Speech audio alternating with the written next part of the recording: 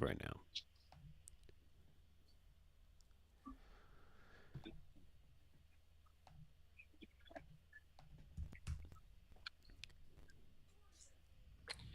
Hello, everybody. What's going on? This is the Do Dissidents podcast. My name is Keaton Weiss, here with Russell Dobular. Hello.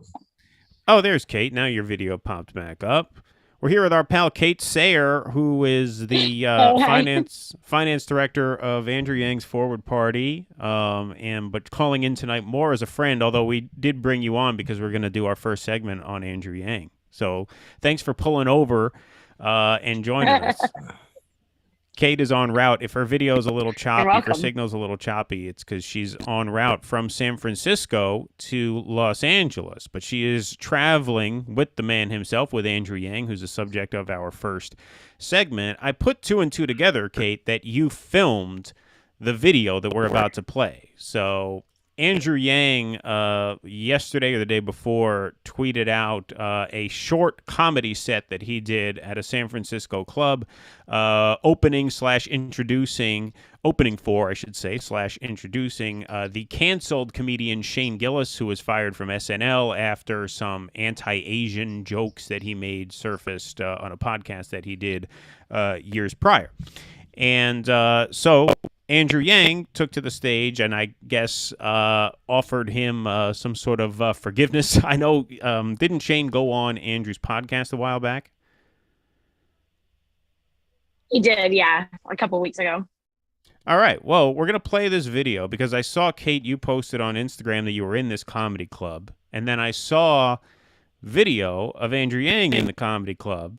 And I could have sworn I actually heard your voice on the recording, but I didn't see you. So I'm like, you know what? I bet Kate actually was behind the camera here. And so here, we're going to play this briefly, and then we will talk about it a bit.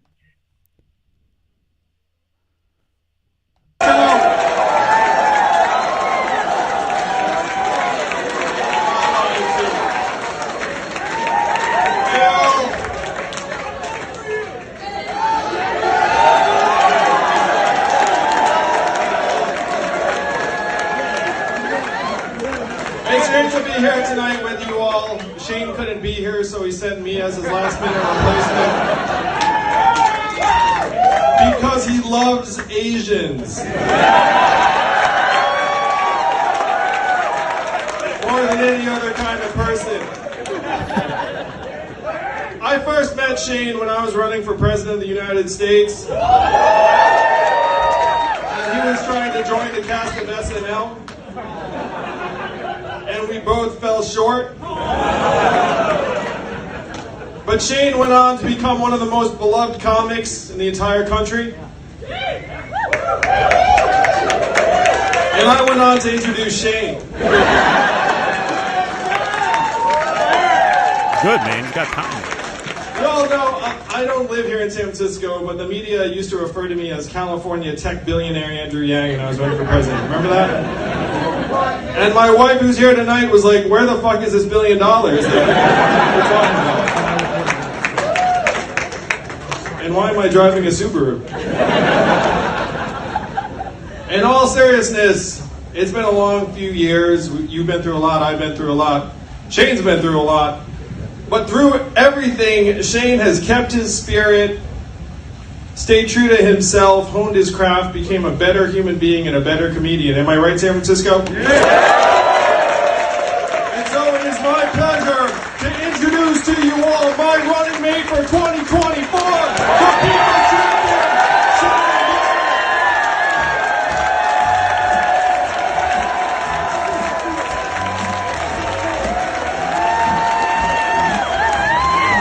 That's you, right? That woohoo? Yeah, that was me. Yeah, that was you. I thought that was you. See, it was pretty good detective work by me, if I must say so myself. Yeah. Also, the I know that camera work anywhere. Right, exactly. Yeah, It's like when a you young see the camera, Scorsese. shake and go like in. When it goes into the crowd, that's when someone's telling me to stop filming, and I go, "I'm with Andrew." Oh. And I was like, no, I have to film. Sorry. Yeah, this is going up online later, and that's got probably over 100,000 views by now. So that was a nice hit for him. I thought that was great. I mean, I think it's great, and I mean, Forward Party really seems to be sort of leaning into the sort of like unwoke side of things, and I think that's very, very smart, and I think this was very, very shrewd of him to go up there. I shouldn't say shrewd. Shrewd implies that it was calculated or not sincere or anything. So shrewd is not the right word, but I thought it was good of him and big of him and smart of him to go up there and just publicly, have some fun, and give the guy a hug and stuff like that. I mean, that I feel like as a left winger is the spirit that I think the left needs to embrace a lot more. I played a clip of the late great Michael Brooks, who passed 2 years ago this July 20th. I put that up on our YouTube channel. A great clip where he talks about cancel culture being just like a function of eliminationism and just the othering of other people, which as a leftist, if you're pushing a utopian program, the point he made, which I thought was a brilliant point, was that's just a contradiction in aims. Like, you can't push a utopian world and then say, well, certain people are excluded from that because they fucked up online or on a podcast a few years ago, And so I thought that was really wonderful. Or their ancestors did bad things 200 years ago. Well, that too, yeah. Okay. Is my voice working? You're a little bit choppy reception wise, but we can hear you fine, and we could we could see you okay. Okay, so it actually ended up being like a last minute thing. So we just happened to we'd been in San Francisco for a few weeks and happened to realize that Shane was there that night, and we're like, hey, what if we come, and hey, what if Andrew says something before you go on? And it was a surprise to the crowd. The crowd had no idea. And it was really fun. Actually, one of the previous comedians that opened also before Shane was making some jokes, and he made a joke about how we need like an Asian woman to be president. And someone in the crowd yelled, "Yang Gang." And I was like, I looked at Andrew's wife and I said, oh, that person's going to be real excited in about 5 minutes. So, it ended up being really fun. And one of the principles, my headphone just fell out.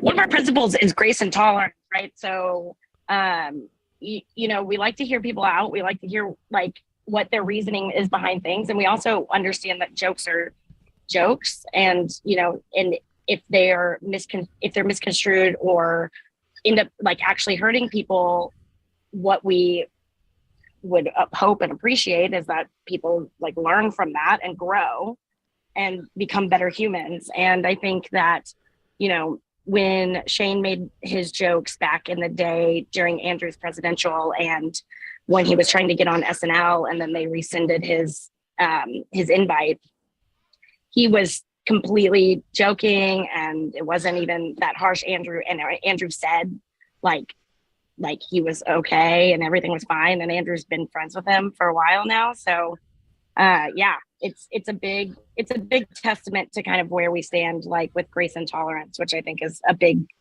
deal in today's day and age. Both sides of the aisle are very intolerant to a lot of things, and that's just not the world that we need to live in, and it hurts the country.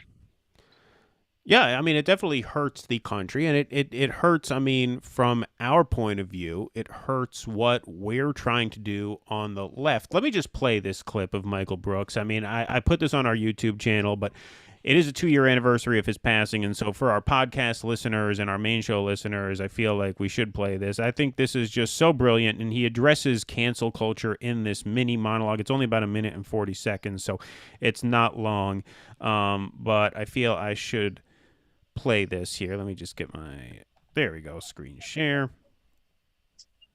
So this is Michael Brooks talking about not only the need to be to sort of express compassion and express that sort of compassion and love in our politics, but also be Machiavellian and strategic about obtaining power, and also forgiving of people and, kindness to people, even in the face of fuck-ups when we can cancel them. This is why it just makes sense for any well-meaning sort of political movement to reject those sort of cancel culture impulses. And the fact that he's no longer here to make these points, I actually think is a big reason why, especially in online circles, left of center politics has just gotten so divisive and so nasty. So let me just play this for people who regularly watch our YouTube stuff. This will be the second time you see this, but for everybody else, it'll be the first. And I hope you get something out of it. So here we go. Love without power is sentimental and anemic, and power without love is abusive and corrosive. I'm paraphrasing. And that was when I saw it, I thought, well, here, okay, we know the left wing Dr. King. Well, here's the Machiavellian Dr. King, and I love it. I want the left to have Machiavelli so that we can have the strategy, the ruthlessness, the clarity to actually win these battles and be ruthless with institutions. And then I want us to learn how to be really kind to each other, welcoming of a broad set, and actually have a movement that has the capacity to do that. That's why the cancel stuff is relevant, that Katie brought up, because it's a stand-in for this eliminationism of other humans, which is neoliberalism enacted.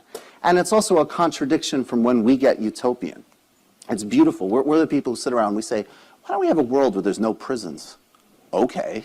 That's a radical fucking statement. That's a real thing, and we should take it seriously. But then, on the other hand, oh, well, these people could never be part of our coalition because they made a mistake or said something. Like, it's a contradiction in what we're enacting. So what I get that I hope is in the realm of answering your question from this Dr. King clip was left-wing, spiritual, but also with a vision of power. And if we can synthesize those things, I think we will speak to the highest impulses of this country.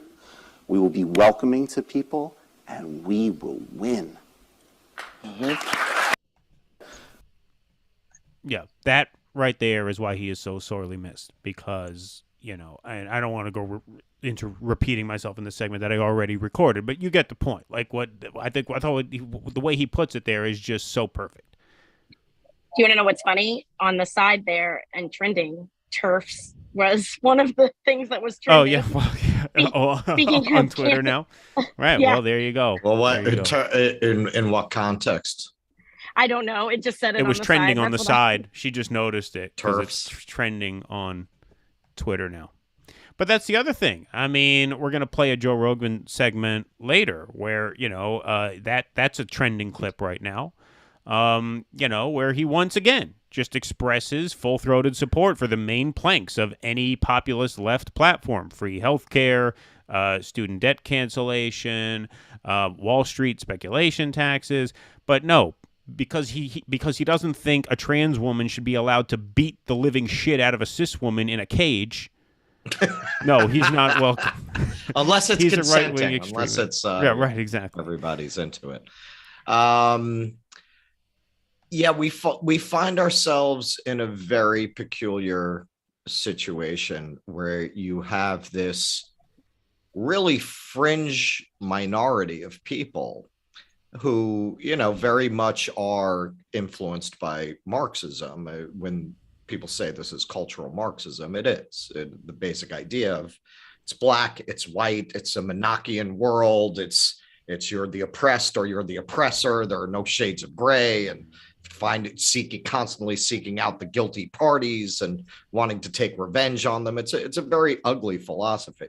What's strange is that because it's identitarian and people don't see any threat to themselves on an economic level, it's taken over elite institutions. So it's bizarre because you have this minority of people with an enormous amount of institutional power that is very much at odds with the great mass of public opinion, I would argue, at every level of society.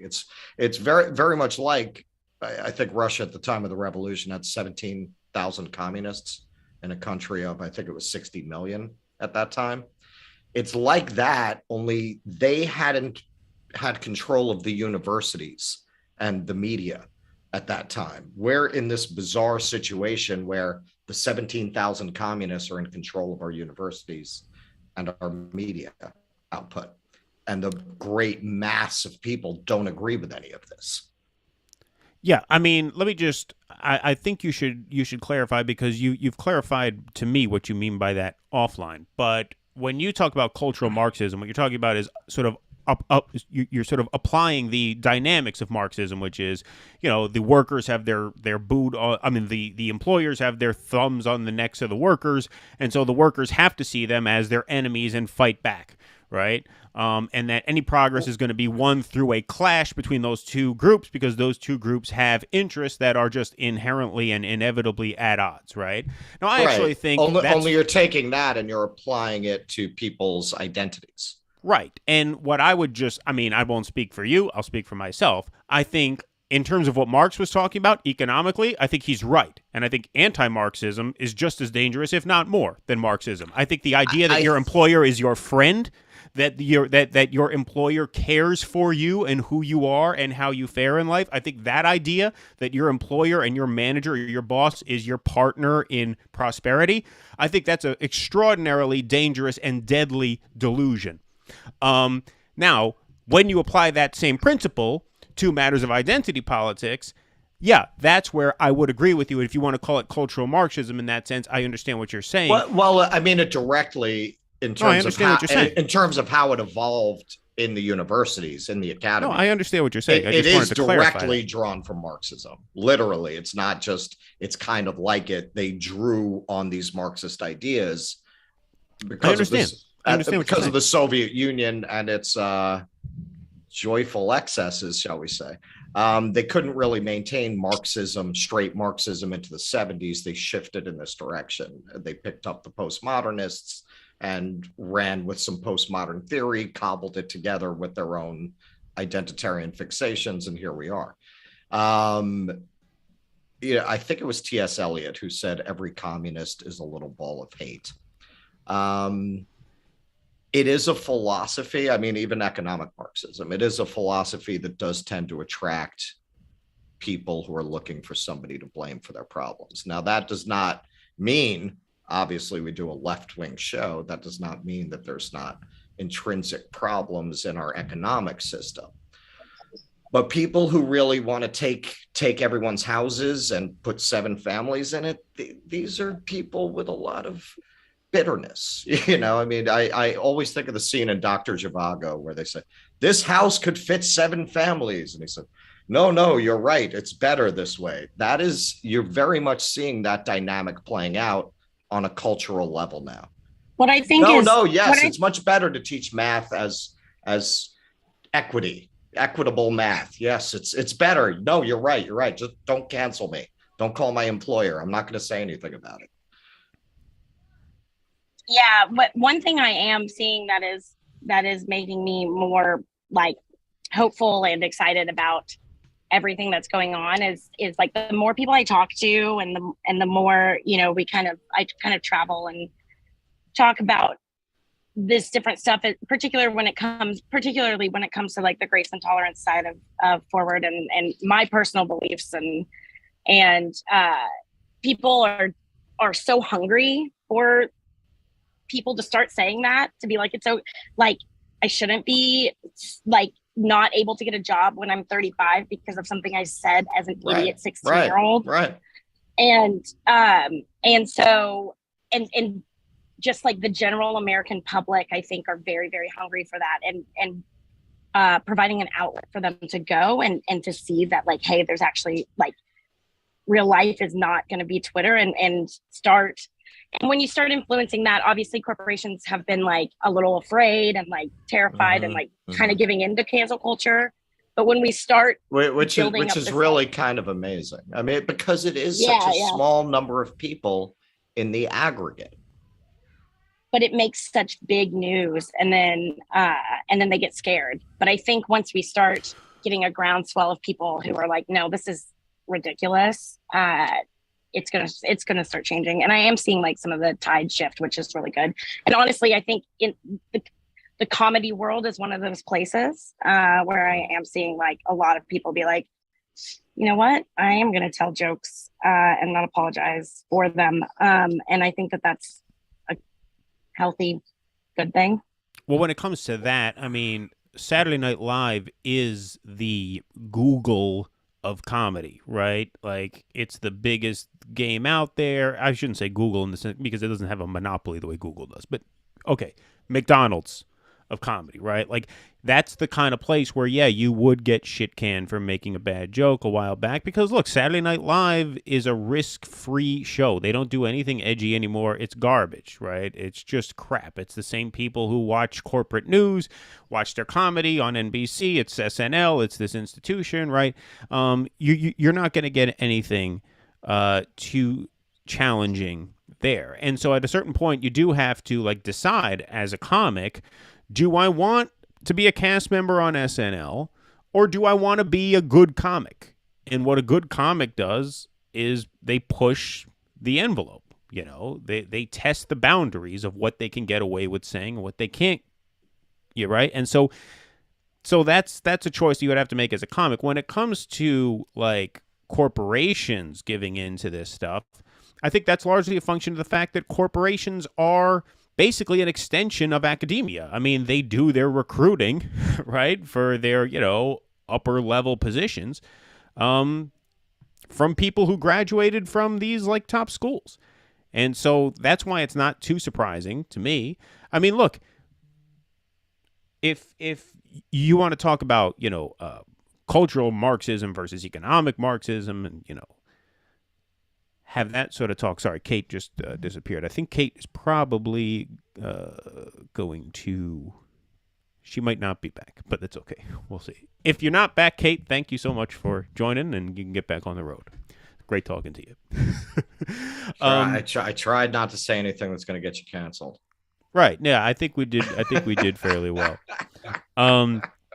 But anyway, where was I? Yeah, no, look, in college, basically what they teach you in college, and this is why this all makes perfect sense to me, because in college you basically learn how to talk like a liberal, but function as a conservative.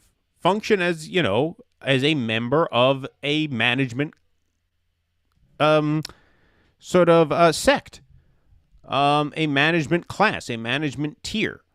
You know, and all this cultural stuff that goes along with it, all of the wokeism and the diversity, this and the, you know, critical race theory, that is just to sort of couch this experience in language and in atmosphere and in culture that makes you feel like you're in it for something other than personal enrichment, which of course you're not. And most people know that you're not. Most people know that most people go to college to get good jobs to make more money than people who don't go to college. And that's why they hate you. And that's why the pitchforks are ultimately going to come for you. And they're going to win in some form, right? We don't know what that form will be. Oh, I think we have a pretty good idea. Well, now we see do. it brewing. Right. You know, I keep coming back. I keep coming back to this metaphor. You know, this portion of the left.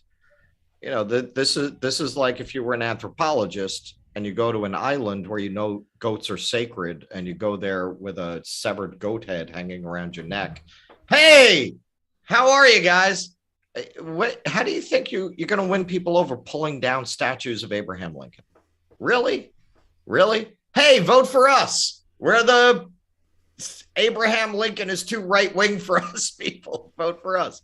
It's ridiculous. And you cannot run on, hey, give us power and we'll tell your 5-year-old that they're a genderless racist. Hey, we're the people that you want running your schools, right? And in the end, what's so absurd about the whole thing is in the end, they're going to wind up empowering American fascism.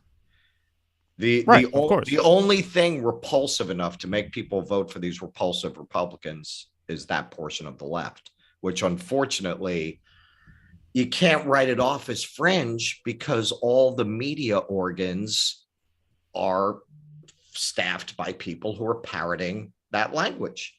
So you can't say they're not with us. You can't say they're a fringe minority Because if you turn on MSNBC, it's all birthing people, right? I mean, So you can't say we're not with them. I mean, look, I wouldn't even need to bring them into the conversation. I think that even a lot of the diehard Bernie base is with them now, right? Who are not MSNBC watchers or not CNN consumers, right? They're with them now. Every time we put up a segment on Joe Rogan, we get so much shit from the Bernie groups, from the so-called populist left. All right, we're going to do the show. Elon Musk, they lost their minds about Elon Musk. But nobody like Rogan. And so this is a good segue into our next segment. We're going to do this slightly out of order just because this came up. So a comic named Andrew Schultz went on the Joe Rogan show. And I just want to preface the Joe Rogan section with this. David Dole, shut the fuck up. Yeah, David shut Dole. The fuck up. You're not getting back on the good side of the YouTube algorithm, okay? Stop trying to suck off YouTube by dropping as many Joe Rogan is crazy videos as you can get to try to get on the right side of the shit libs, okay? Shut up. Shut up. You put your warning out. You're starting to get embarrassing, man. Starting to make Russell angry, I can tell. David Dole, man, I'm telling you, every time YouTube drops a feed on me, oh my God, man. If it's not Joe Rogan, he's complaining about conservatives on the Hill. Right, exactly. Well, here's a clip of comic Andrew Schultz on Joe Rogan, and this is, once again, just as I mentioned earlier, every time we put up a Joe Rogan clip and share it to a Bernie forum or a Bernie group, we get nothing but just vitriol and hatred and, oh, you're a simp for Joe Rogan. He's an extremist. He's anti-science. He's a bigot. He's this. He's a Nazi. You're he's that. red-brown alliance. It's a red-brown alliance. We got called red-brown so much that we actually thought of, now that we have these backdrops, I wanted to get myself a red backdrop and Russell a brown backdrop so we could subliminally put out that we are a covert red-brown alliance podcast, but I didn't want to go that far. Yeah, and we're not red-brown. I was going to put the little piece of duct tape right here. Black tape there, exactly. But here's Joe Rogan. Here's right-wing, fanatic, maniac, Nazi-adjacent Joe Rogan talking about Donald Trump versus Bernie Sanders. That's why we hate someone like Trump, because Trump believes he should be president and he wants to be president. Yes, and there's something a little icky about it. Out of here. Dude, and I think that what was so endearing about Bernie, it was like, this motherfucker don't want to win, he wants to help. Now, is his idea of help, do you agree with it? That's to be said by the average person, but did you feel like he cared about winning and controlling? No. I never got that sense from him. No, I got a sense that he genuinely looks out for the working class and he genuinely wants to help people. That's why I said that I supported him. 100%. When he was explaining how his situation works with taxes, that they would just tax a small percentage of speculation, of stock trading, just a tiny percentage of all these trades that are happening constantly, and that money could go to education, that money can go to welfare, that money can go to all these different things that would use to benefit society. I was like, I'm in. That sounds good. Is that real? What else are you trying to do? You trying to avoid war? That sounds cool. What else are you trying to do? Trying to eliminate student debt? Hey! In. What else? What about healthcare? Free healthcare? I'm in. And he's a radical. That's what we. All right. Wall Street tax. I'm in. Anti-war. I'm in. Elimination of student debt. I'm in. Healthcare for everybody. I'm in. But because he doesn't think that a trans woman should be allowed to get in a cage with a cis woman and beat them half to death, which is what would happen if you put a trans woman in a cage with a cis woman, because a trans woman most likely has the muscle mass and bone density of a male. No, it's happened. That's what brought it up, because this woman got her face broken. No, I'm saying this would happen every time. When Joe Rogan first started talking. Right, no, I understand. But I'm saying this is what would happen every day. It's obvious that that's what happened. Because he's not down for that. Because he's not in with that. Healthcare, he's in. Wall Street tax, he's in. Funding education, he's in. Anti-war, he's in. Medicare for all, he's in. Not in on cage matches between trans women and cis women. Therefore, he's a right-wing extremist bigot who is out of any left coalition. This is absolutely suicidal and delusional to the point where people who are still calling this guy a right-wing extremist are on no intellectual plane above the average Fox News viewer or even above the average Alex Jones viewer. If you can look at something repeatedly that so directly and strongly contradicts your attitude and you don't change your attitude, then you're a propagandized moron. There is no kind way to put that. And so it's unbelievable. Greenwald put out a tweet of that video. He just called them, self-sabotaging, just suicidal, psychotic. That's what they are. That's what they are. This is insane. This is embarrassing. It's embarrassing. I think most of the people who are parroting, this Rogan hate and all of this, they've been enlisted in a cause they don't really understand. They've been enlisted in a kind of kamikaze mission to dismantle Western civilization. That's essentially what they've been enlisted in. And the picking apart of language, the dishonest arguments, the dishonest attacks, the tendency to go after any pillar of Western society upon which people might point and say, wow, I'm proud of that person. You got to go after Churchill. You got to go after Lincoln. You got to go after everybody.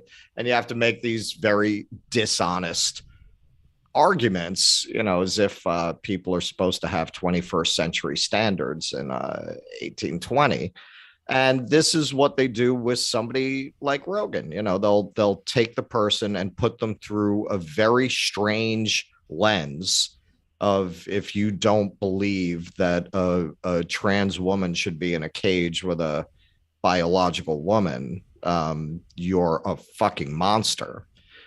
All of this is aimed at destabilizing society, because to their mind, this society is so unjust.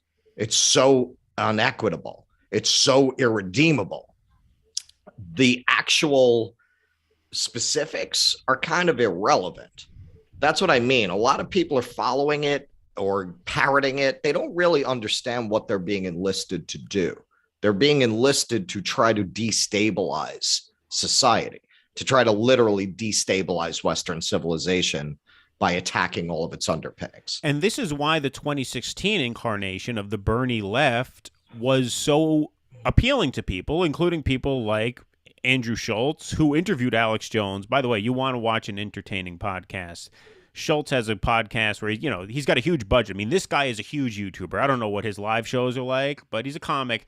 And I think I forget the name of his podcast, like Flagrant or something, or Flagrant 2. He has a set.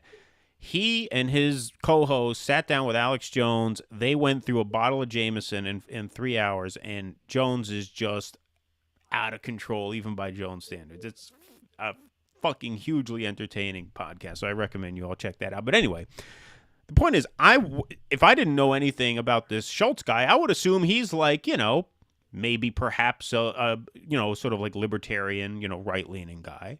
But no, he says, yeah, no, I'm for Medicare for all. Sure. I'm for a Wall Street tax. I'm for all that. Bernie just seemed like he was trying to help. He didn't seem like he was trying to win and control people. A left that tries to strengthen society and strengthen individual economic units, such as individuals and families. This is why I keep sort of bringing this up every now and then. The idea of a family values left, right? To strengthen families, not to take them apart and redefine them and say what they ought to and ought not be. Not to say what they ought to be either, right? You don't have to be a mother. Right. You don't have to be a man, a woman, and 2 kids. You could be 2 men with kids. You could be a lesbian couple with kids. Sure. You could be a trans couple with kids. Whatever. Whatever that is, we don't care what it is, but we want to make it stronger because we want economic units, economic engines. A family is an economic unit. A family is an economic car driving down that superhighway, right? And so, single people can be their own economic unit too. I'm not out here saying everybody has to get married and have kids, but I'm saying that whatever people's choices are, we want to make them as strong as possible in those choices, and then we want them to function as well as they can to make the society function as well as it can. And the Bernie left, the populist economic left, is very appealing to people on those grounds because ordinary people, and when I say ordinary people, yes, I'm talking about people like the most popular podcaster in the United States, and one of the most popular YouTube comics, at least in the U.S. I mean, this guy gets hundreds of thousands of views per video, right? I mean, these are pretty mainstream people in our culture. Well, they're people so unthreatened by just a simple populist economic message. Sorry, I just want to make this one more point. Sure, and then I'll toss, because this relates also to what we're seeing in the Fetterman-Oz race, where Fetterman is opening up a lead against Oz because Fetterman comes off, and we talked about this last week. Yeah, he's probably a bit of a fake, right? He's a rich kid, right? He's not a real Rust Belt populist, but he looks good as one, and he's able to, convince people that he is one. Okay, fine. What is Dr. Oz's main attack against Fetterman? He keeps comparing him to Bernie Sanders. He keeps saying John Fetterman is a Bernie Sanders socialist, right? He's a Bernie Sanders leftist. That's what he mentions it in all the ads, right? Everything is, Fetterman and Bernie. And it's not working. It's not working. Oz is losing because people are not afraid of Bernie Sanders because Bernie, he's grandfatherly. You know what I mean? He's the old guy in a sweater. He's harmless. He's trying to make your life better. He's the most popular politician in the country. Right, but the reason for that is because he's trying to make your life better by means that are understandable to people. Okay, yeah, if I had health care, my life would be better. If I made more at my job, my life would be better. If we had a cleaner environment, my life would be better. If we had tuition-free college, my life would be better. If I didn't have to pay $600, $700, $800 a month in student debt, my life would be better. Easy, simple. People understand that. People know that. People get that. People are not threatened by that. They are threatened by you coming in and saying, hey, if your 5-year-old likes playing with Hot Wheels, perhaps you should put her on some sort of puberty blocker and start looking into reconstructive surgeons. And if you look askance at me when I suggest that, it's because you're a throwback bigot. Right. Yep. That scares people. That is what makes people uneasy. That's what threatens people. Well, Glenn Youngkin, man. Yeah. And what was their reaction? It's never self-examination. They never did anything wrong. It's white supremacy. The Asian voters who swung that election are white supremacists. But they've actually lately they've formulated an answer to that too. Now you don't have to be white to be white. You're thinking white. You're essentially white. Right. So if you can be black and you can be white now, because they had after the Youngkin result, they had to find a way to deal with the fact that people of color are turning on them too now. So yeah, no, you're white too. You're all white. Everybody who doesn't agree with us is white. If you don't agree with me, that's the definition of white. It's fucking lunacy. It's just lunacy. And that's where I say it's just absurd.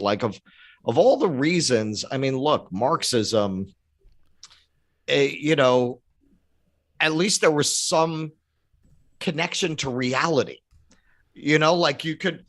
We're still debating Marxism. It was based in the Enlightenment tradition of rational thought, of rationally weighing things out and observable realities and feeling a need to base your opinions on facts and figures and statistics. This is just the idea that we're going to lose the country to fascism because some people want to wish cast the idea that there's no difference between Leah Thomas and the girls on that team. That's just incredible.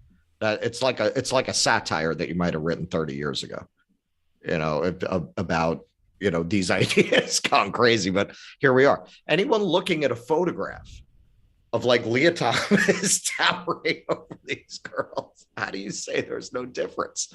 How do you bring yourself to look at that and go, nope, if you see a difference there, you're a bigot? It's the same level really of delusion. Comes back to Orwell's line. It's amazing. 2 plus the 2 plus 2 equals 5 thing is very famous, but the speech that O'Brien gives is finally the party must suggest or must tell you that 2 plus 2 equals 5. Its entire ideology demands that there is no personal experience and there is no reality beyond what the party dictates. That is very much what that is. It's the same level of delusion required to watch that Joe Rogan clip and insist, even after watching it, that he is persona non grata to a left movement. Right. It is the same level of absurdity. If he actually wanted to win, you'd go, oh my God, we got him. We got him. We got the most popular podcaster in America. Wow. And that's what Michael Brooks would say. I played the clip. He says, the left needs a Machiavellian instinct. You need a vision of power. If you don't have a vision of power, you are not a political movement. Well, they think they're going to gain power this way. I mean, very early on, the people at the forefront of theory, capital T theory, critical race, queer theory, they were all talking about how they wanted to make inroads into university education departments, and through that to affect the society. And we're at that phase now. Well, hence Glenn Youngkin. Well, sure. Because once you try to do this with parents, now you're running into a brick wall. You know, it's funny that you mention that, because that is a good point. And there's a very interesting parallel between what liberals are doing in academia and what conservatives did with the courts. Right? Sure. Right? Yeah, absolutely. Right-wingers were It was out a very of power. long project. Exactly. Well, it's a long project, and it's also a project of creating their own sort of counter-elite, right? So if you're in a minority electorally, if you're going to have trouble winning elections, which Democrats are going to start having a lot of trouble winning elections because of this, just like Republicans had trouble winning elections for quite a long time, right? In the 90s, right. And then even in 2000, they lost the popular vote. They barely won in 2004 because it was a wartime year, and then they got beat by Obama, right? They were an electoral minority for a long time. Right. And so how do you wield power as a minoritarian faction? The Democrats held Congress almost continuously from the 30s to the 90s. Right. Yeah, exactly. And, and even I mean, during the 60s, I mean, JFK had the Republicans down to 32 seats. I mean, they were irrelevant, right? So what do you do when you're struggling electorally? You have to find institutions where you can establish your own sort of counter-elite force. Right. And on the conservative side, that was in the courts. At the Democratic side now, it's going to become academia. This is going to be their sector of society where they can build and wield power in an institution that is still sort of built for them, if you get what I'm saying, right? And so it's sort of the same way that those two things are going to function in a very similar way. It's very, very bizarre, because you're seeing efforts to preserve classical education, and they're coming from the right, where they're trying to form universities where they're not religious universities, where they're like, yeah, no, we need to teach Dante and Shakespeare. We need to, we can't have this. We need our kids to get a classical education. You can't just dismiss all of the entire canon of Western civilization as dead white men. You have that effort, which is not really right wing. It's ecumenical of what University of Austin they're trying to create. So there are have you heard about this? No. They're trying to create a university that is just what we called college until all this. They're trying to restore normalcy to a university education. I've thought about going to grad school myself, and I'm just like, how long will I be in grad school before I get canceled? I mean, what subject could I study? What do I have to go to fucking Liberty University? Where am I going to go that I can actually say things? It's just incredible to me. It's I think like most people who are classical liberals, I really cherished education, libraries, the institutions of knowledge and learning, and to see them become places you'd have to be afraid to ask questions or speak your mind. It's just, it's really blasphemy. It's really just incredible. And I think you are going to see, unfortunately, the baby get thrown out with the bathwater, because I think the Democrats are going to get thrown out of office, and you're going to have somebody like Ron DeSantis who's going to threaten to defund schools if they continue to teach this way.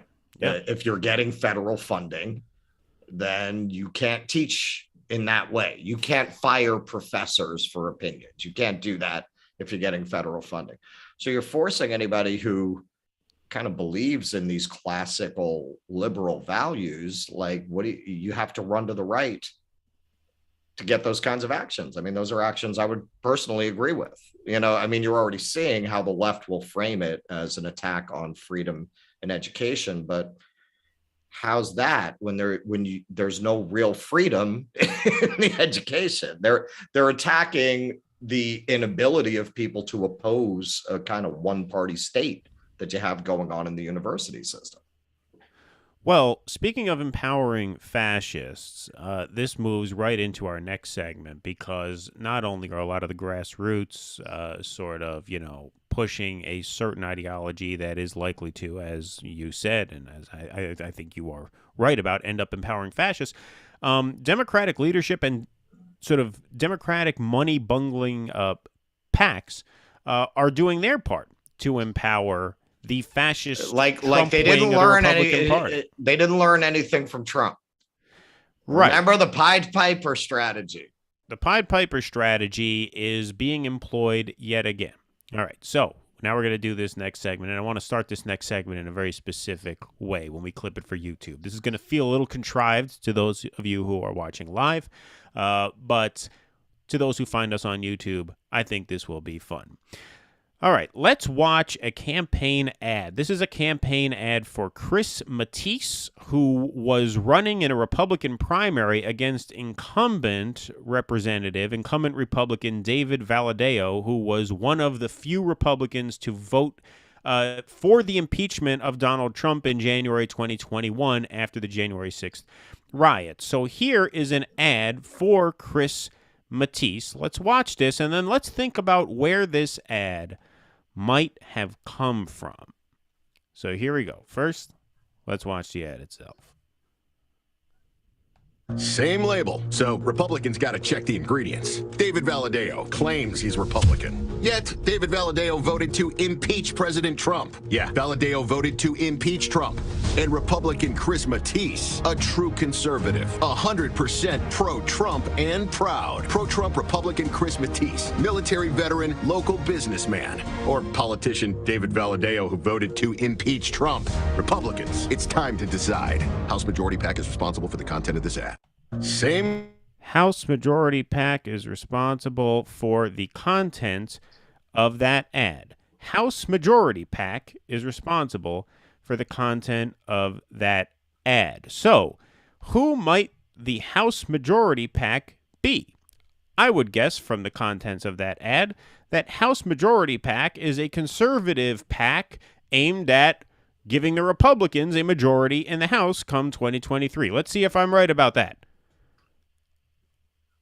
Oh no. House Majority PAC is fighting to protect and expand the Democratic House majority.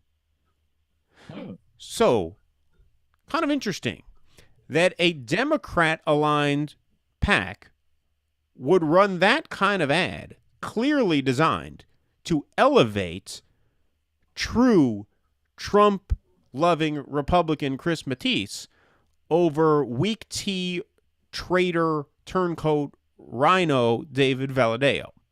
But this is what we mean by the Pied Piper strategy. This is Democratic-aligned PACs meddling in Republican primaries for the purpose of elevating, just like that Hillary Clinton memo, right? We have to elevate the Pied Piper candidates like Donald Trump and Ted Cruz because they're more extreme and they'll be easier to beat in the fall.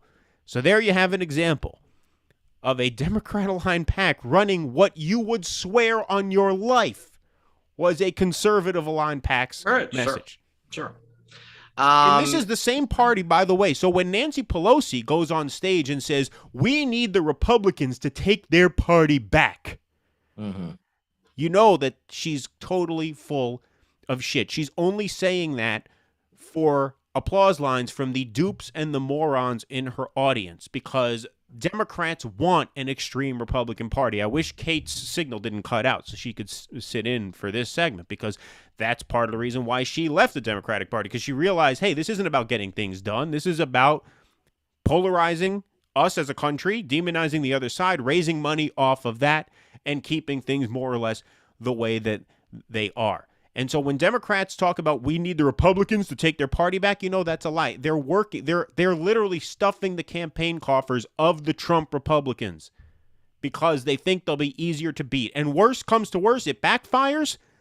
Now Trump's back in office, and what do? Raise even more money off of that. Right? Yeah. Heads, Hey. I win. Tails, you lose. Hey, it's a nice racket if you can get in on that cash. Right. I'm thinking about running for Congress. Right, exactly. Come yeah. on, man. Why not? I mean, it's a sweet gig. Come on, man. I'm sitting here listening to fucking Jim Cramer. I'm reading the fucking Market Watch. I'm reading the CNBC. I can just get that information in my morning brief. Boom. I know exactly what stocks to buy. I know exactly what legislation is coming down. You should have moved downtown and and then when they call me on it, I just deny it. That like Nancy just did. She ran away from the reporter who asked. Yep. Has your husband ever placed a trade based on your? Absolutely not. And the way she said it, it was like, what an absurd question. How could anyone think that? We outperform all the world's greatest investors year after year after year. How could you possibly think there's something fishy going on with us? This is a big blind spot for the Democrats. And as you point out, they're not that motivated to really win because they're going to make their money anyway. In the end, Nancy Pelosi's fridge is going to be full of that gourmet ice cream no matter what happens. So what does she really give a shit, right? Their big blind spot, though, is they seem not to realize they are so fucking repulsive that they can lose to people that they think are absolutely unelectable. So when they start going down this road, this is what happened with Hillary and Trump, because they just didn't have the concept that, yes, nobody wants Trump, but nobody wants you more. Right. That just doesn't occur to them that their own candidates are so repulsive that, yeah, this can really backfire on you when nobody likes you. Then it comes down to who do they not like more, and also whose people are more motivated to come out and vote. That is where, yes, the abortion thing in the end is a positive for them electorally. I mean, there's just no way that doesn't help them. It just doesn't help them enough, at least as far as the numbers are looking now. Another reason for that is I don't think I've ever seen so many party line Democrats turn on the Democratic Party ever.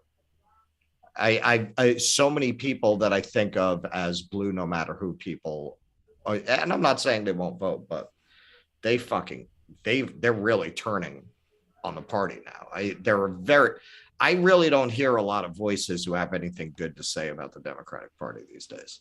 Yeah, like they still get their Trump hate on and shit, but it's not couched in, did you see when Nancy sarcastically clapped in that speech? I'm not hearing a lot of that nonsense. Right. Of course. You know what I mean? There's not a lot of them holding up Democrats to look at admiringly. Now, here's another ad that is not as just bombastic in its support for a Trump-aligned candidate, but this is an ad that the Democratic Governors Association made in favor of Darren Bailey, who is running for governor in the state of Illinois. And this is, like I said, a little bit more subtle in its propaganda, I shouldn't say in its propaganda. It's a little more subtle in its intent. That's wrong too. It's not subtle in its intent. Why am I not finding the word here? Style? Yeah, Approach? well, yeah, it's subtle Method? in its technique, method. Yes, method or technique. Right. But you can see here, so this is a Democrat PAC put this out. So it is an attack ad on Darren Bailey, but they released this during the primary. And watch, if you look, there's very subtle cues here, but it's really unmistakable that this is really designed not as a general election ad against Darren Bailey, but as an ad for Darren Bailey in the Republican primary. So let's just watch this. Are pro-Trump Republican Darren Bailey's policies too conservative for Illinois? It was Darren Bailey who sued to stop J.B. Pritzker's COVID mandates. It's why Bailey proudly embraces the Trump agenda, calling into question our elections, protecting gun owners and the Second Amendment no matter what. And Bailey is 100% pro-life and wants to ban abortions and make it illegal here in Illinois. Tell Darren Bailey his policies are just too conservative for Illinois. Okay, so what did they say? He sued the state over COVID mandates. He knows, they know conservatives will love that. He's pro-Trump. They put the image of Donald Trump with the thumbs up right there. Right. Let me see if I can find that. Yeah, in the background, nice image of Trump with thumbs up. They say he's going to protect gun rights, which is a very interesting way of framing that issue from the liberal point of view. You wouldn't say about an NRA-backed candidate that he's a protector of gun rights. You would say he's an extremist, NRA cultist, right? Yeah. Look at how they describe him when it comes to the issue of abortion. He's 100% pro-life. Is that what Democrats and liberals use? They use the phrase pro-life to describe anti-abortion zealots? No, they call them anti-choice zealots. You wouldn't call a Republican pro-life if you're trying to criticize them. You would call them anti-choice. You certainly wouldn't call them pro-life and put in the background an image of this wholesome American family at the playground, right? So they make it as an ad criticizing him, but if you could see, all the language and imagery that they're using is actually to gas him up amongst conservative voters so that he wins the primary. Right? So this is much more subtle than the first one we saw, but the intention is the same.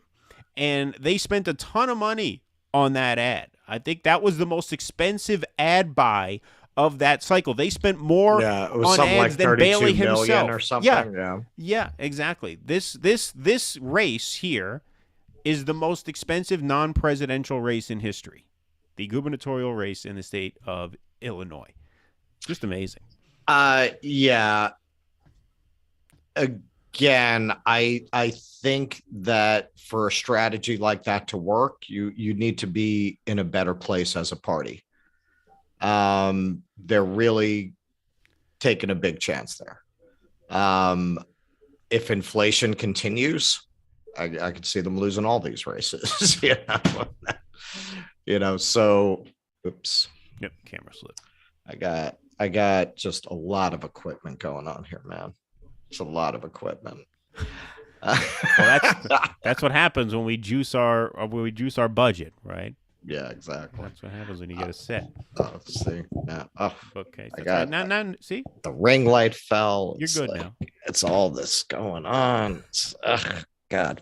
Anyway, so yeah, I mean, it's amazing given that was part of how we got Donald Trump, that they would go back to the well with that strategy. I mean, all they have to run on are that the Republicans are extreme, but I mean, nationally right now, the Republican brand looks pretty extreme with all the anti-abortion stuff. It does. A 10-year-old girl cross state lines to get an abortion. So, like, there you have it. Do you and really describing have to go her as a woman? Yeah. In their defense. Right. I mean, when a woman gets pregnant. What are you? Yeah, sure, man. I mean, that is all to the Democrats' benefit. The fact that it's no longer theoretical, they really did manipulate the courts long enough. My point is, like, given the actual extremes that the Republican Party is going to, do you really have to meddle in their primaries in order to nominate the most extreme candidates? I mean, even Mitt Romney put out a statement saying this was dumb. Like, this is stupid. You shouldn't be doing this, because he wants, obviously, the more centrist GOPers to win. He's trying to build his numbers in his chamber, right? He's saying this is stupid. Like, what are you doing? Because ultimately, this is going to come down to economics, inflation, gas prices, right? And if those factors swing too heavily against Democrats, which is not much of a swing at this point. Basically, I shouldn't even say if they swing against Democrats, unless they swing back towards the Democrats, which seems unlikely. Then just about any Republican is going to beat any Democrat in most places. Right. Which means it makes no sense. Which is, well, they don't give a shit what happens to us. Right. You know, in the end, no matter what happens, they'll still be rich. So, you know, they can swing for the fences here. Oh, yeah, let's put up the most extreme candidates. Oh, sure, that's how we ended up with Donald Trump, by using our foot rubbers in the media to promote him. But hey, you know, let's try it again. If it doesn't work, I know people at Google. I know people at Apple. I'll get a nice job in the PR department there. It'll be fine. It'll work out for me. Yeah. No, it's just, it's amazing. Absolutely. We're just reading some of this chat. We got MJ Anti-Imperialist Party in the chat. What's up? Axel Strife, Brandon in the chat there as well. Brandon, I'm going to get your T-shirt mailed out to you probably by the end of this week. Thank you for waiting on that. Like I said, we have T-shirts? I didn't know we have Well, T-shirts. he's a $15 a month patron. So if you join at patreon.com at a high enough tier, we send you a T-shirt. The guy who makes my T-shirts for me had, like I said, he had a house fire, and so I haven't asked him to make any shirts for me, but I found some where I can get them made, and so I will get that made for you and shipped out to you. But if anybody wants to sign up for a T-shirt or at a tier that doesn't quite get you a T-shirt but gets you call-in access to this show, I put the link there, patreon.com/Do Dissidents. All right, let's talk a little bit of January 6th here. We have our next Zapruder film has surfaced, and that is this shot here of Josh Hawley running down the hallway. Yeah. This was apparently... hang on, but I was reading an article. They think it might not be Josh Hawley. There's actually an infamous ghost that haunts the Capitol ever since the Civil War. So it could be that specter. Maybe it's Abraham Lincoln. Could be Abraham. Looks a little He's like mad. tall, He's mad about thin. what they did to his statue. Yeah, right, exactly. So that apparently was, I guess, the big payoff of the January 6th hearings is a shot of Josh Hawley jogging down the hallway. I don't understand why that's as hilarious as it is, but apparently it is. Well, because he's a big fucking pussy. Mr. Anti-Imperialist Party, giving us a wave. Yeah, and hey, nothing against pussies. I've had some of the best times in my life with them, but he yeah, that's it. I'm canceled. That's it. I finally crossed the line. You know, he's so fucking absurd. I mean, he's like a goon from a movie. He'd be like the bad politician who at the end, you know, runs away. You know, like it's so ridiculous that he was giving them the you know, Zapatista, you know, power fist, and then he's running away when they're going into the Capitol. Worried he's going to end up on the wrong end of a rope. I mean, I got to disagree with you a little bit in the sense that I think he was giving them the fist because he didn't expect them to actually break into the building. He thought it was going to be a fun rally and stuff. He thought it was going to be a rowdy get together, and then once they got into the building, he ran away. Look, if you know shit. comedy screenwriting, like that plays like comedy screenwriting beats. I get the irony. Yes. Oh shit. Yeah, right. But he's a fucking clown, man. Hawley is just a clown. It looked for a while like he was being talked about the way DeSantis was talked about now, and then I think it was votes he took. He took a series of votes that were so pro-corporate that it just blew that whole image out of the water. Tax cuts and stuff. Right. He was trying to set himself up like Trump if he actually believed in stuff. And then he just kept not voting that way. Yeah, I mean, I was going to say, well, Trump signed the tax cut bill, but that's what you mean. You mean Trump, if he actually believed in the stuff that he said. Look, right. I think Ron DeSantis would sign off. Like he was smart enough to recognize that there was a lane there, but he was too craven to glide into it. Yeah, you know, I mean, look, this is another problem that the Republicans are having is you have a lot of these candidates trying to cozy up to Trump, trying to run on Trumpism, trying to sort of, you know, make the Trump brand work for themselves, which, you know, certain candidates will have success. But the thing about Donald Trump is he's really his own thing. He's really his own animal. You know, it's hard to replicate the success of Donald Trump because it's impossible to replicate the Trump himself. I mean, he is one of a kind. That's true in terms of his stage show. But the stage show is a huge part of it. The stage show is an absolutely huge part of it. I don't really think it's the main part of it. Well, I mean, maybe for that moment, but now he's kind of laid the groundwork. Look, run anti-woke economically to the left. You're in. We've been saying this for years. If the Republican Party really became that party, they'd be completely unstoppable. It looks like they're going to wind up being unstoppable anyway. Well, that's because he didn't really run economically to the left. Trump? He ran a populist campaign. It was a populist campaign. We're going to have the best healthcare. We're going to have big, beautiful healthcare. Sure. I mean, he ran to the left on war. He ran to the left on trade. Healthcare, he was very vague. He made noises that were left, but he never got specific about what it was going to. I would say it's more populist than left. It's like, yeah, we're going to find a way to take care of people, right? We're not going to let people die in the streets, right? That's a populist message. Well, but I'm saying, look, run on Bernie Sanders economics, and don't feel like you have to preface every single speech with a laundry list of hyphenated Americans that we're not going to discriminate against, and you're in. You got it. No, I think that is generally speaking, yes, a winning message. For sure. So now the January 6th hearings are over. I guess that was the season 1 finale a couple nights ago. I don't know what they have, 5 or 6 primetime evenings and stuff like that. And, you know, the thing that strikes me about January 6th, I'm going to comment on these hearings as if I watched them. I did not watch a single second of them. I just want to answer grinning. Go ahead. Grease. Are we Grinning still guys? voting blue no matter who? How's that working out? Have you seen our show? No, he comments on some things. He's seen some of our stuff. Oh, so you're just saying that generally, you're not asking us specifically. Right, maybe he's just asking the audience. Asking the audience, yeah. Right.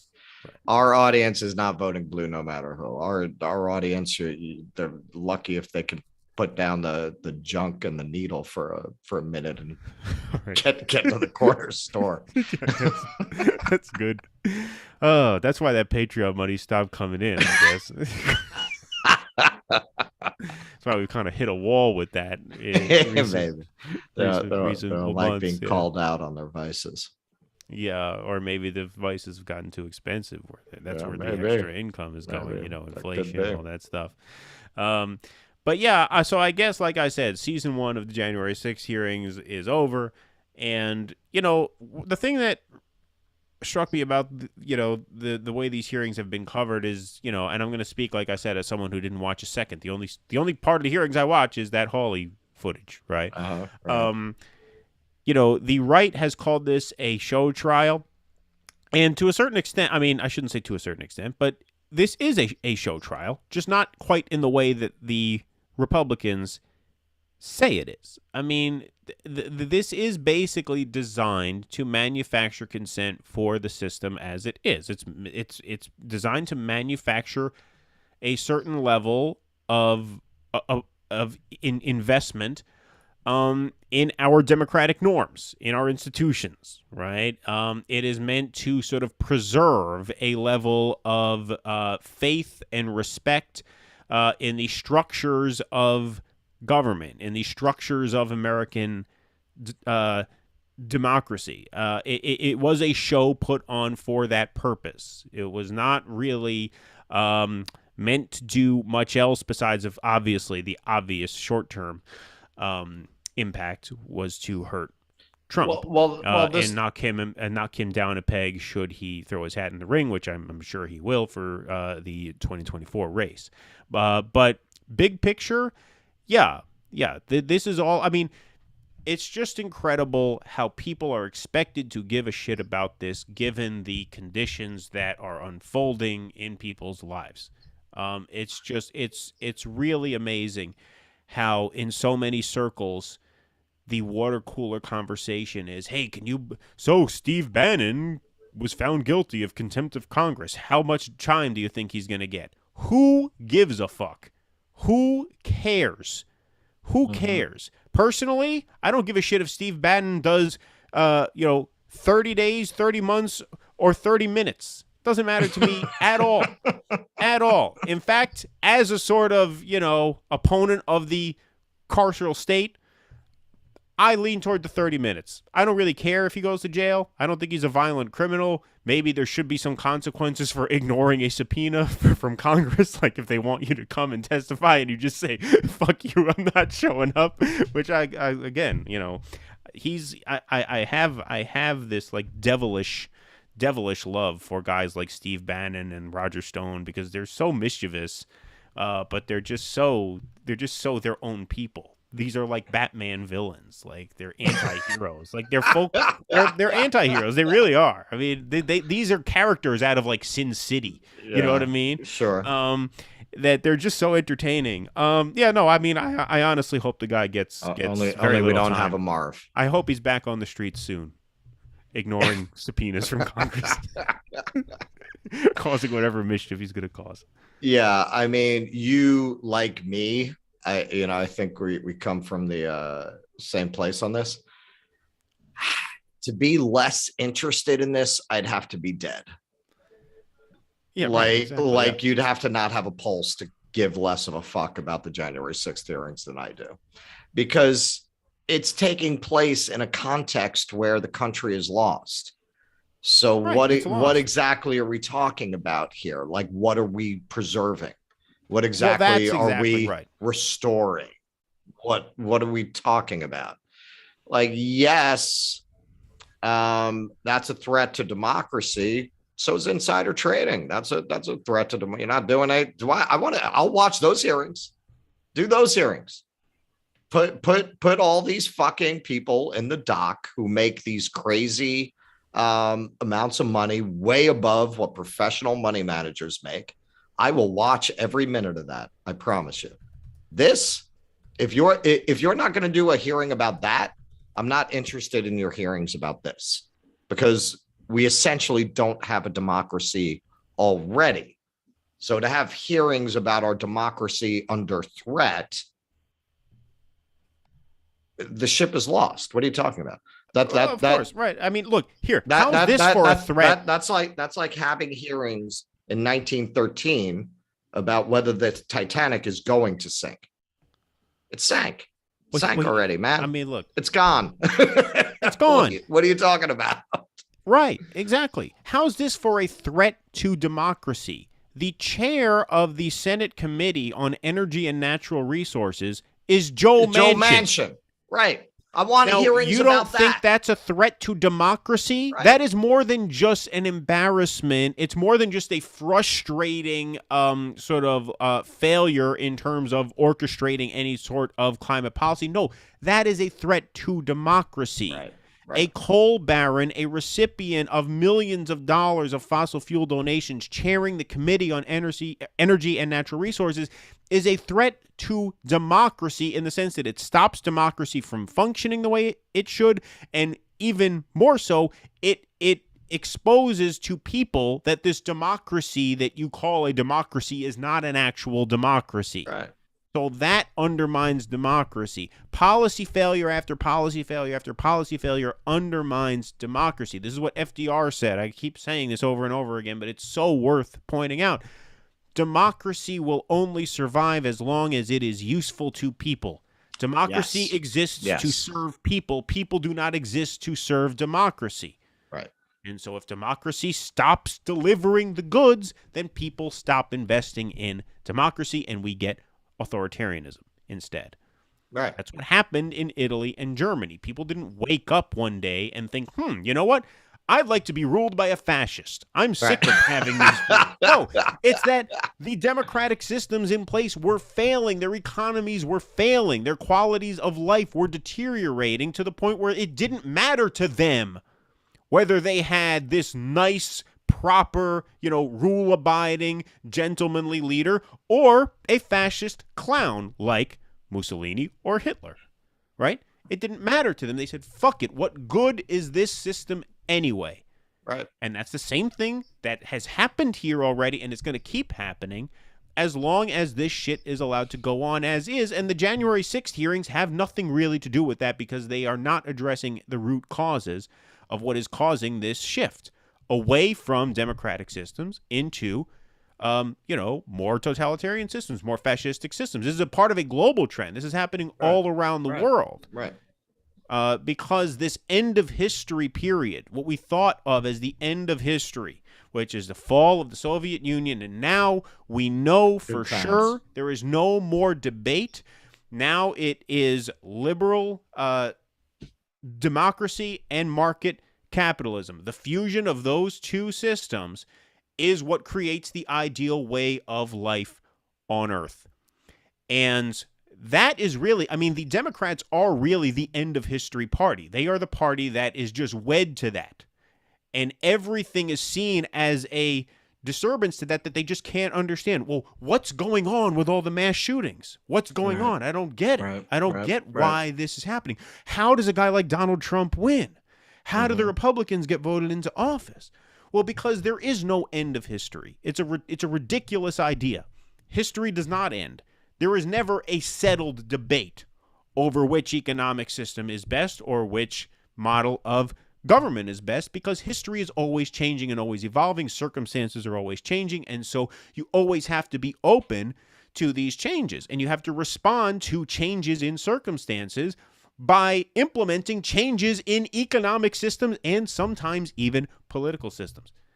And so that's what's happening now. We're in a moment of flux that no one on the liberal side of the aisle predicted, because they all bought into the 1990s, right? They thought the 90s were just going to go on forever. Right here, right now. That's it. This is it. This is it. This everything is settled, right? And it turns out nothing is settled. And the reason nothing is settled is because turns out market capitalism and liberal democracy are not necessarily the match made in heaven that these people thought they were. Right. At least not for everybody. Well, they thought the one followed the other. Right. You know, that was the logic in letting China into the WTO. The idea was, well, once you liberalize their economy, the people are going to demand democracy. And really, the Chinese with Tiananmen Square, they basically followed Napoleon's edict, where he said, I'm paraphrasing a bit, but he said something like, one whiff of grape shot would have ended the revolution. You know, that basically, if Louis had fired on the crowd at the Tuileries, that would have been the end of it. The Chinese did not have any such compunctions about firing on the crowd. Tiananmen Square was the end of any meaningful democracy movement in China. I'll tell you, you're a little young to remember it. Yeah, it had just happened with the Soviets. We did think that was going to be it. Like when we back here saw Tiananmen Square, we did think there was going to be this collapse of the communist system in China and that they were going to become a democracy, because it had happened. It had just happened in Eastern Europe and Russia. So it seemed like it was going to happen there, but they were made of different stuff. You know, they were just like, no, we'll kill 5,000 people to preserve this system. And they did. And you never saw anything like Tiananmen Square again. After that, as that evolved, I developed the theory that, okay, China is going to prove that you can have totalitarian capitalism. It's going to be something that's never existed in the world before. You never had modern, I would argue not modern capitalism. Well, not on that scale, but Cuba was a totalitarian capitalist state pre-Castro. Pre-Castro it was. How so? It was a straight, it was communist insofar as that's impossible to execute. I'm not talking about under Castro. I'm talking about pre-Castro. You had, under Batista? Yeah. Yeah. That was basically a market totalitarian state, market-based totalitarian state. All right. True. All that's these, Latin American, countries. That's true. Look. Never, never on that scale. Not on China, because that's an industrial scale. You're talking about, a country of 1 billion people, right? But look, what people have to understand, and this is why, no major country has ever tried to do that. But just like fundamentally, and I know you know this, I'm just saying this because, like Rogan will ask people, like he asked Ben Burgess because Ben Burgess says, I'm a socialist. He says, well, you're a democratic socialist, right? That's different. Democratic socialism is different from socialism. And the real answer to that is, well, kind of. Like I see what you're saying when you ask something like that. But what you have to understand, of course, is that socialism is an economic system, whereas democracy is a political system. So you can have democratic socialism, you can have authoritarian socialism. You can also have democratic capitalism, or you can have totalitarian capitalism, right? You can have, you can have one. You can mix and match the those thinking things, back right? in the 90s from weasels like who's the one I can't stand? The guy with the glasses, big baseball fan, conservative, who really needs to be smacked. Baseball fan, conservative. He's a big baseball fan. George Will. George Will. Okay. George Will was one of the main proponents of that, and people like him. That once you have a liberal economic system, it just suggests democracy. So the people are going to demand democracy. That once you give them capitalism, democracy is just going to follow, because you've democratized the management of their money. That's going to demand a democratic political system. They also didn't. The problem with that is that, sorry, go ahead. They also didn't think that you could have capitalism without rule of law. But apparently you can. I mean, China doesn't have rule of law. They have whatever the party says the law is. They don't have a fair and impartial set. Not that we do, but in theory we do. They don't have anything like that there. And they've been able to manage, because everyone thought you couldn't manage contracts or anything that way. Well, but here's the thing. The problem is with that theory is that capitalism does not democratize the management or access of money. Capitalism, in its purest form, does just the opposite. It's the regulations of capitalism that democratize access to money. These regulations are anti-capitalist measures meant to counteract the natural course that capitalism runs, which is concentrated wealth in the hands of the owners and crumbs for everybody else. That's what capitalism yields. And so when people talk about, when people praise capitalism as having pulled people out of poverty, right? They're not actually praising capitalism. They're praising markets, right? Markets pull people. Markets have existed, though, long before capitalism has, right? A guy grows apples. He brings them to the market. He sells those apples to some people who want to pay him money for apples, or he trades those apples for oranges from the guy who makes has his own orange tree, right? That's a market. And you regulate that market so that I can't sell you moldy apples in exchange for fresh oranges, right? You regulate the market that way. Capitalism is when the guy sells enough apples that he can now open a second orchard, and then a third and fourth orchard, and then a fifth, sixth, seventh, and eighth orchard. And then he has 100 orchards, and now he pays people to grow apples and bring them to market and sell them for him. And he takes a big chunk of that money as profit, and he pays people wages, which must mathematically be much less than they are worth, because if they were getting what they were worth, then there'd be no profit. Profit is surplus value of labor. So that's what capitalism is. And if you don't check that, that leads to concentrated wealth in the hands of the guy who opened the 100 orchards. And then an immiserated peasant workforce of people who have to grow apples and take them to market and sell them and keep much less or keep a small fraction of the money and the wealth that they're actually generating. That's what capitalism yields. We've had elements of what you're describing since the ancient world, though. I mean, you had your successful merchants in Jerusalem and Rome and Greece. And, sure. I'm not saying everybody should only have one apple tree or one apple orchard, right? You obviously allow for certain amount of economic growth, right? But the point is, what creates an equal society, or even a remotely equal society, what allows the society to function as a cohesive unit are those regulations that you put on the capitalist system to keep it in check. Right. And so what actually creates prosperity is the existence of regulated marketplaces, not capitalism. Capitalism does not create prosperity. Capitalism does not lift people out of poverty. Regulated markets are what lift people out of poverty. And that's why even socialists are for regulated markets, right? We need forums to exchange goods. Right. That's all a market is. You can have markets under socialism. You can have markets under capitalism, right? And so anyway, that's where were we? Got a little off topic there. We want to talk about serotonin, right? Oh yeah. Yeah. All right, let's talk about some apparently serotonin. your description of capitalism boosted Axel's serotonin.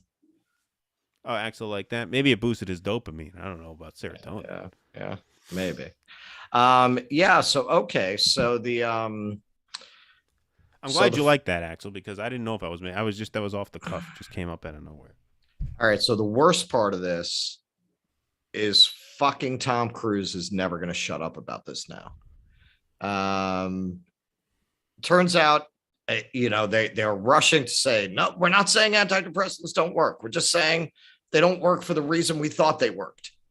So for years, you've probably heard this. I heard it. I thought it was settled science. I believed it. I thought it was actually based on something, some kind of, study that low serotonin levels lead to depression.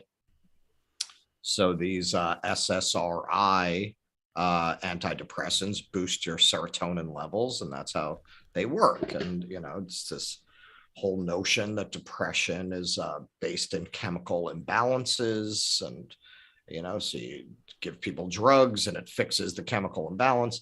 Now, I personally was always skeptical of that notion.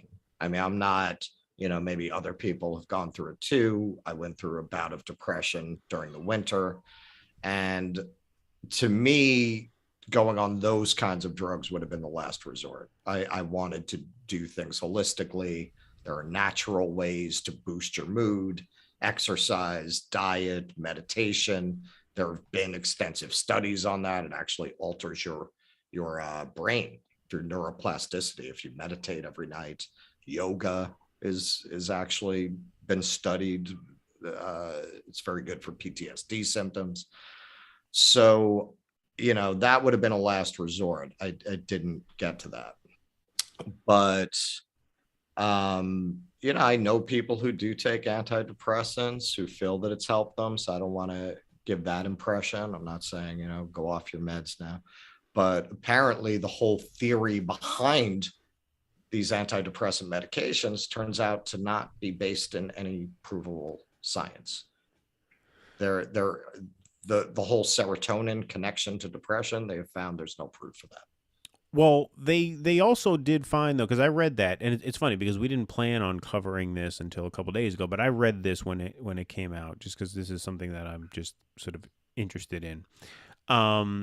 They say that boosting your serotonin can help with depression and anxiety. So it's not that these SSRIs don't work. It's that, like, sure, serotonin boosters can relieve anxiety just the way nicotine can relieve anxiety. We don't say that because nicotine relieves anxiety that your anxiety is a function of a lack of nicotine, right? Right. I mean, if you nicotine's not relieving your anxiety. It's relieving the anxiety of having a nicotine fit. It tricks you into thinking your anxiety is being relieved because your withdrawal symptoms are being relieved. I mean, I've never felt nicotine withdrawal. I've smoked probably 20 or 30 cigarettes in my entire life, but there was a time where, like, yeah, I would, if I was at a bar or something, if somebody was, going out for one, I would join them. And I could definitely feel the effect of it when I had one. I felt calmer, right? So maybe, I mean, look, you could say having a drink can relieve anxiety. Just because something can be used to treat something doesn't mean that the cause of that something it's treating is a result of a deficiency of the thing you're using to treat. Right. So like exercise can relieve depression. That doesn't mean you're depressed because you don't exercise enough, right? You can be depressed because of some external thing going on in your life. Actually, if you're among those who still believe in science, yeah, I mean, on an evolutionary basis, there probably is a connection between lack of exercise and depression, because we're meant to not be living sedentary lives. We're meant to be hunting game. Oh, I'm sure there is. I'm sure there is. But like, so there is a basis for that. No, but like because you don't exercise, you're depressed. Yeah, sure. But what I'm saying is, like, your depression could be a direct result of like the death of a loved one, right? Oh, of course. If the death of a loved one has you depressed, exercise will help you feel better. That doesn't mean that the reason you feel shitty in the first place is because you're not exercising, right? And so this is where like the use of SSRIs can still be helpful in treating depression. Like this is why it still is. Depression. I think we're really, but when you're talking about going on antidepressants, you're talking about ongoing depression that's not even necessarily right. That has to be managed in a more as a chronic depression, right? Condition, right. But they're still saying, I mean, even the report that I read on the study, I didn't read the actual thing, said that they did conclude that SSRIs are still helpful to people because boosting that serotonin does make you feel better. Just because the article I read didn't actually say that. It just said something's going on here. We don't know what it is. We do know from studies that people on the whole do tend to have an improvement in their condition with these drugs. We no longer can really say why. That's what I read. All right. I mean, I would imagine the reason why is because of whatever it's doing to your brain chemistry is helping you feel a little better, but it's also helping you feel better. I mean, I've never been on these. I know some people who have, and they've said that when they were on these SSRIs, they almost felt, they felt better than they felt when they were off them because they were depressed, and that just feels horrible. I mean, when you have a bout of that, it's a debilitating thing. I've suffered a couple bouts of it in my life. It's awful. And when you have that serotonin boost, perhaps you feel better than you would without it, but you don't quite feel, from what I've talked to people, they don't quite feel right. Like they feel sort of numb. The few people who I've talked to, like they don't feel much of anything. Right. Which, if you're used to feeling so down, that feeling of numbness can almost kind of feel like a Zen-like state, right? It's kind of a relief, but it's odd. It's odd. Like when I would go through, I had a bout of it, and there were certain hours of certain days where it just went away. But it went away not in a way that made me feel like I was back to my old self. I was just sort of like zenned out. Like I just kind of felt neutral. I didn't feel like I had access to all of my emotions in a way that I usually do. Right. I didn't go on these drugs, so I don't know what that was all about. But from what I've heard from people who took these, that's sort of how they feel when they're on them. And it's something that I always wanted to use as a last resort if I needed it. Thankfully, I never have so far. But I know some people who can't function without them. And so, if you need your meds, you have to take them, right? I mean, and I think part of the reason why they put that in these articles is as a sort of like legally to sort of cover their ass. Hey, we're not giving you medical advice. We're not saying flush your pills down the toilet. If you need these, take them. Yeah. But yeah, that was an interesting study because I just find the topic of like brain chemistry to be very interesting. And so, it's because that's the ultimate puzzle that you have to solve for many of us, is that puzzle of your own mind and trying to figure out ways to tone that muscle just like you would tone a back muscle, a chest muscle, or a bicep muscle, right? Your brain is the muscle you use every second of every day. And so figuring out how it works and how you can tone it and how you can not necessarily control it, but how you can understand it. That's something that is very important for quite a few of us, myself included. I mean, look, I'm not going to lie. And again, I have no judgment. If you need it, then by all means. I've always been skeptical about it.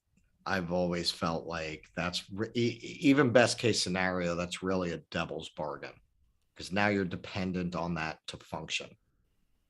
And from what I understand, it can really be hell coming off those drugs once you're on them. Yes, it can be. It can be. And if you come off of them too quickly, you can cause yourself real problems. Sorry, I was just responding to Axel. So inhibiting serotonin reuptake is not the magic wand that the pharmaceutical companies advertise it as. Well, yeah, I mean, that's also another part of this, right? I mean, you can get a script for these SSRIs so easily. You know, you go in to the doctor's office, you tell them, you've been feeling anxious right away. They offer them. That's how I was offered them. I was offered them because my blood pressure, just shot up through the roof because of a year and a half of sitting in an Uber 12 hours a day and, shoveling junk food down my throat. Yeah, and so I go to the doctor, and, she finds out I'm like 160 over 100. It's like, holy shit, got to get this taken care of. And then she's like, is it stress related? I said, well, yeah, I mean, I am under a lot of stress, and, I do feel anxiety and bouts of that. And so she said, we can either treat the anxiety with an SSRI, or I can treat your blood pressure. And they said we could try just giving you an anti-anxiety medication and seeing if that brings your blood pressure down. So in other words, she offered not to put me on a BP med at first. She offered to treat the anxiety and see if that brought the blood pressure down. But I'm like, I didn't want to do that, because I'm like, all right, I would rather control the width of my blood vessels than the chemistry of my brain. Like, if I have to fix one of those two, I'd rather take a little ACE inhibitor that turns my blood vessels from this to this than have something fuck around with what's going on in my head. And so I chose that. But I could have just as easily chosen the other. I should have said, okay, yeah, give me one. Boom. You're diagnosed anxiety. Here's a pill for it. You get these pills so easily. It's amazing how quick they bust out the scripts for them. Summer between 7th and 8th grade, I read Clockwork Orange and One Flew Over the Cuckoo's Nest. So that left me with a lifelong fear of anything that fucks with your brain. Right. Of anything like that. Like, I would have to be absolutely desperate before I would do that. I actually, during the winter, as I will when something's going on I don't understand, I research. So I was reading a book. It's pretty well known, The Body Keeps the Score. And it's really about the person who first developed the theory of PTSD and treatments. And the treatments he came up with were holistic. He's the one who found that yoga actually can help, because with PTSD, like, your brain feels like it's not safe. And going back to the limbic system, that can be related to body orientation. Like, you're on the most primitive level, you feel like your body's not safe, and yoga can actually readjust that. It can alter the way that your brain is processing your physical position in the world. It's very interesting stuff. But it got into the backstory on why he had to develop these techniques, because he was coming out of a period where they had developed this model of the mind very recently, relatively recently, that it's all chemical imbalances, that's what all of these mental illnesses were. And if you give people the right chemicals, all of these problems go away. And of course they don't. I mean, very often, even people who are on antidepressants, eventually their brain adjusts and the depression comes back. In the end, it doesn't work. Right. There are a lot of reasons that a person can be depressed. It can be life events. It can be philosophical. When I was going through that, I was watching Johann Hari. He's kind of a modern day philosopher, intellectual. And he said something that made a lot of sense to me. And I think it's something, people should think about if they're feeling like that. If if you don't have a lot of connections with people, basically if you're lonely and if you don't have a sense of purpose, you're going to be depressed. Like, it's not a mystery, and I think we have a culture where those two things apply to a lot of people. And they're running around saying, oh my God, I need a drug. I need this. I need that. No, you don't. You need some company, and you need a sense of direction. Right. Yeah. I mean, try that before you start fucking with your brain chemistry. Yeah. Well, no, I mean, alienation, isolation. Well, Absolutely. And that's why, of course, coming out of the pandemic, we're seeing an epidemic of mental illness, because a lot of people got put in that position. A lot of people were alone. For me, it was quitting smoking. Like smoking, like that nicotine for people who smoke, it's an antidepressant. Right. You stop smoking, your whole brain chemistry has to readjust. But then to go on to an antidepressant, I mean, that's like going from chemical to chemical. Right. Interestingly, they do treat smokers with that. What is it? Chantix? Oh, really?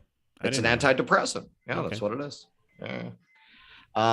So like I said, I mean, I've always been skeptical of that. I've always thought holistic, philosophical, therapeutic. Try anything else before you get to that. If you have to, you have to, man. Hey, it's not worth your life. If you're really feeling like that, do what you got to do. But I think it's pretty typical of our culture that we just want to give people a pill. Well, yeah, I mean, and look, I mean, that's the easiest way you can deal with it. I mean, to bring this into the political realm, not only as, Brandon commented in the chat, this is a huge moneymaker for the pharmaceutical industry, but it's also a way of, making individuals feel as though they have a problem.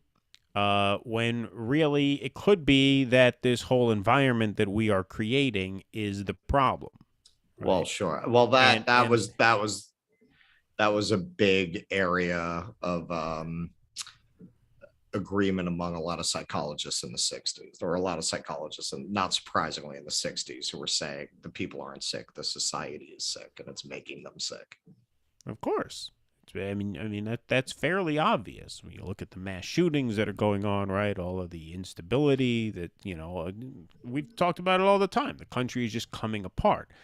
The pandemic and the lockdowns just brought into full focus just the meaninglessness of so much of this system, right? Like, we're supposed to just go out and work and save up some money and buy a house and retire and stuff like that. But if all that could be undone with the release of a little virus, then really what's the point of that? And also, those things were eroding before the virus. They were, but also one of the things that the pandemic, I think, made a lot of people think about is, well, can't we, I mean, this was in the early days, can't we, in response to this pandemic, just give people a basic UBI, just give them a lot of what they need to live, to the point where we don't have to be just constantly running in this rat race all of the time, because at the time we didn't know if things would ever get back to normal. We didn't know in the early days of this virus if we would ever be able to go outside without a mask on again. I mean, who the hell knew? So maybe we're going to have to make these really big changes to the point where we're just going to have to, like, I don't know, print money and give people cash or send people food, or we might have to change the way we do everything. And if we have to change the way we do everything, it means that the way we were doing things before ultimately didn't mean anything. Right? And if the way we were doing it, and so that means everything in my life up until this virus hit really didn't mean anything. It was all for nothing. If we have to change the whole system now anyway, right? And even though we didn't end up changing the whole system because forces are such that we can't even get fucking paid leave, never mind all this other stuff, right? But the fact that we had that thought, the fact that this like collectively as a global civilization, really, we had this thought that, hey, what if in response to a virus, in response to just a major health crisis, we're going to have to change the way we do everything. If this can all be changed on a dime, it means that none of it really mattered. Well, it means that you can't rely on anything.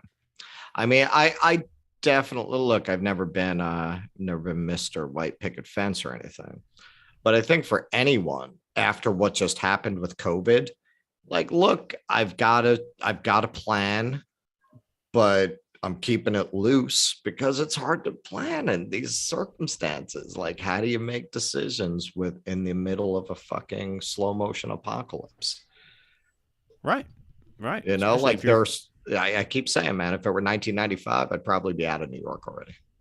Right. I'm taking everything very slow because I'm like, you know, man, the day I pack up the U-Haul, the economy's going to tank like that day. Or there'll be a hurricane forecast down in your new neighborhood. Yeah. Well, you know, I owned a theater in the 2008 financial crisis, and the 2008 financial crisis, it really didn't happen gradually. Like, literally, I had MSNBC on. This is in the before times, and they just showed the stock market crashing that day, and I knew it. I knew this was not a passing thing. I knew this was the big one, and that I was fucked. And immediately, I stopped getting rental calls on the theater. Immediately, I was out of business in 2 months. I had to pack it up. Right. So I've had that experience. Like, I know what that looks like. And hey, man, you know, I mean, the economy was fucked for at least 2 years after that. Yeah. No, absolutely. All right. I guess that's a wrap for our show this evening, right? This was a long one, but a good one. Yeah. And, oh, wow. We did a really long show. Yeah, we went on. Giving the patrons their money's worth. Giving everybody their money's worth. Yeah. But anyway, guys, thank you very much for watching. This will be up on the audio. Non-paying sponge motherfuckers. Yeah, right. What was I gonna say? I was gonna figure out a way to try and communicate to people that we need them to sign up at either Patreon or Substack. I put the Substack link there with an inimitable charm. Yeah, right. I was gonna say something regarding that, but I forget what it was. Anyway, I forget what my very clever plug was. That'll be for next week. But thank you guys very much for watching. Thanks to our podcast listeners for listening. Patreon.com/DoDissidents. DoDissidents.substack.com. Where you can sign up for $5 a month to support this program, or you can sign up for free. Oh, that was the thing. That was what I need. Okay, so this wasn't about the patrons. This is about the audio podcast listeners. I'm going to have to repeat this next week because we're 2 hours into the episode now. Some people might not listen to the whole thing. Almost a vast majority of our audio listeners have made the switches. I can tell by the analytics that we get on our back end. A vast majority of our listeners are good with regarding the switch to Substack in terms of the podcast hosting site. If you're subscribed via Apple, Spotify, Google, those are now all switched to the Substack feed. So if you subscribe on any of those platforms, you're all good. You're all set. Stay subscribed on those platforms. There's still about 100 holdouts who are still getting the podcast through the SoundCloud feed from somewhere. So you guys, what we need you guys to do in the next couple weeks, if you're listening to this, please subscribe to either Apple, Google, Spotify, or Substack. Just go, if you don't want to give Apple the money because of the slave labor stuff, whatever, okay, fine. Or Spotify because of Joe Rogan, right? If you have an axe to grind against any of those companies. I don't think those people listen to us. Maybe not, but if you do, just go to dodissidents.substack.com. Enter your email, and then you become a podcast subscriber. You get all the podcasts right to that Substack, right to your email, and you can even download the Substack app so you can play the audio episodes in Substack just like you would on Apple, Google, or SoundCloud or anything like that. And the reason this is important is because we pay money for the SoundCloud hosting, and I don't want to cancel the SoundCloud hosting before everybody switches over because I don't want 100 listeners to not be able to find us anymore. right? So make the switch, please. Just go to dudissidents.substack.com and you'll be all set. Anyway, thank you guys very much. We worked hard. We did a 2-hour show in 93-degree heat.